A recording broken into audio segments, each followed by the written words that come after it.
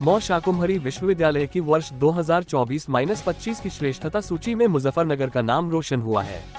नवाब Azmat Ali Khan girls degree college की छात्रा को इरम पुत्री मोहम्मद अकबर ने भी तृतीय वर्ष कला वर्ग में पूरे विश्वविद्यालय में प्रथम स्थान प्राप्त किया है। आगामी 29 सितंबर को आयोजित दीक्षांत समारोह में इरम को कुलपति स्वर्ण पदक से सम्मानित किया जाएगा। इरम की इस उपलब्धि से कॉलेज प्रबंधन और परिवार में खुशी की लहर है। कॉलेज के प्रबंधक डा. नवाज देवबंदी ने इसे ऐतिहासिक क्षण बताते हुए कहा कि इरम ने न केवल कॉलेज बल्कि जिले का भी मान बढ़ाया है। इरम ने कहा कि उनका सपना है प्रोफेसर बनकर समाज में शिक्षा की अलख जगाना।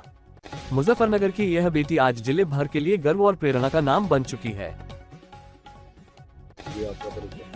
मोहम्मद अकबर। मोहम्मद अकबर जी, आज आपकी बेटी ने यूनिवर्सिटी में टॉप किया है, कैसा महसूस कर रहे हैं? बहुत खुशी की बात है, सबके लिए, पूरे ज़िले के लिए खुशी की बात है। कौन सी यूनिवर्सिटी से टॉप किया?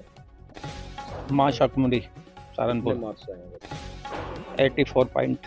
बताया जा रहा है कि पहले भी जिला टॉप किया है। जी, मेरी इससे बड़ी बेटी जो है मेरी, उसने जिला टॉप भी किया है और जो है डिस्ट्रिक्ट टॉप भी किया था 3rd पोजीशन में।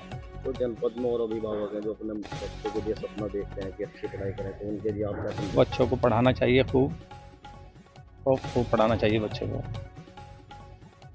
घर में किसी प्रकार की कोई फाउंडेशन या किस तरीके की उसके पढ़ाई में किस तरह की सपोर्ट किया परिवार ने? परिवार तो इस तरह की सपोर्ट करता है, इसके साथ के बच्चों को हम इतने, बच्चा पढ़ता है उसे काम में नहीं लगाते बिल्कुल, घर के किसी काम में भी, पढ़ाई पे ही फोकस रहता है उसका। किस तरह का माहौल है परिवार में?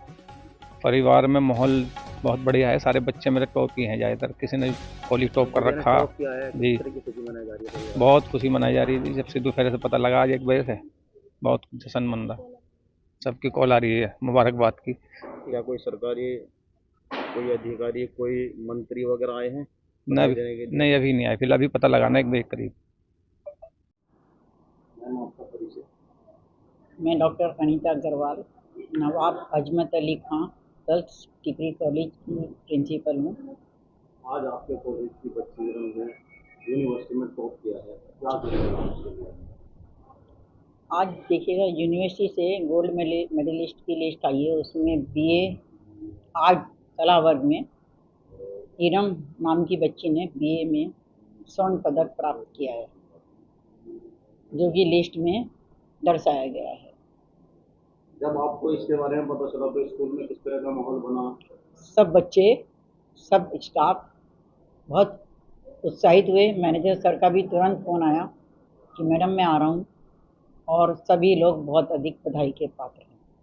मैं तो इरम और इसके पेरेंट्स का बहुत बहुत शुक्रिया अदा करती हूँ, शुक्रगुजार हूँ कि उन्होंने अपने बच्चों को इतने संस्कार दिए।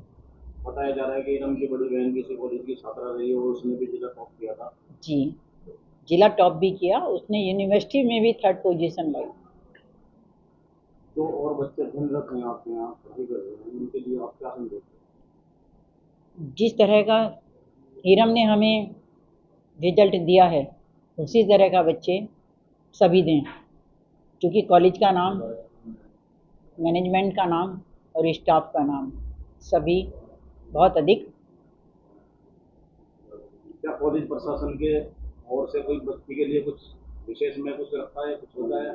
जी सर, जरूर सोचा है। 29 को कॉन्वोकेशन है कॉलेज, उसके बाद जिसको स्पेशल प्रोग्राम करके सम्मानित करेगा, उसका प्रतिफल आप देख सकते हैं। इसकी बड़ी सिस्टर को भी कितने वीसी महोदय को बुलाया गया था, अब तो वीसी महोदया हैं, मैनेजर सर उनको बुलाकर कोई ना कोई बड़ा प्रोग्राम इनके लिए करेंगे।